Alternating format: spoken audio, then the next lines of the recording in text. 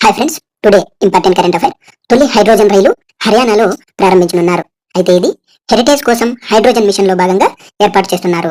భారతదేశం తన మొదటి స్వదేశీ హైడ్రోజన్ శక్తితో నడిచే ఈ రైలు ఉత్తర రైల్వే ఆధ్వర్యంలో హర్యానాలో ప్రారంభించేందుకు సిద్ధంగా ఉంది.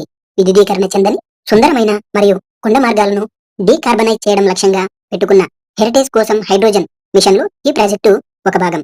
అయితే హైడ్రోజన్ రైలు యొక్క ముఖ్య లక్షణాలు మనం చూద్దాం. Engine power. ఈ రైలు 1200 హార్స్ పవర్ హైడ్రోజన్ ఇంజన్ ను కలిగి ఉంది. ఇది ప్రస్తుతం దాని విభాగంలో ప్రపంచంలోనే అత్యంత శక్తివంతమైనది. ఇతర దేశాలతో ఉన్న 500 నుంచి 600 హార్స్ పవర్ మోడళ్లను ఇది అధిగమించింది. సామర్థ్యము మరియు నిర్మాణం. ఈ రైలు 8 నుంచి 10 కోచ్లు కలిగి 2 డ్రైవింగ్ పవర్ కార్లతో సహా సుమారు 2600 మంది ప్రయాణికుల సామర్థ్యం కలిగి ఉంది.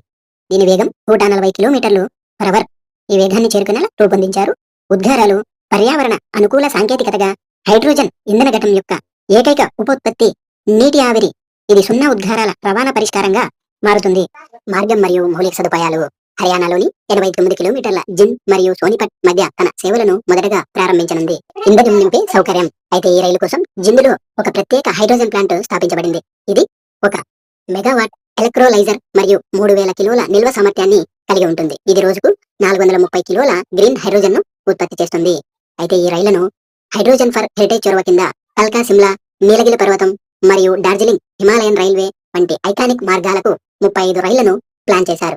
మొత్తం పెట్టుబడి రైల్వే మంత్రిత్వ శాఖ ఒక్కో రైలు సెట్ కు దాదాపు 80 కోట్లు, మొత్తంగా 35 రైళ్ల అభివృద్ధికి సుమారు 2800 కోట్లు మరియు అనుబంధ మౌలిక సదుపాయాల కోసం 600 కోట్లు కేటాయించాయి.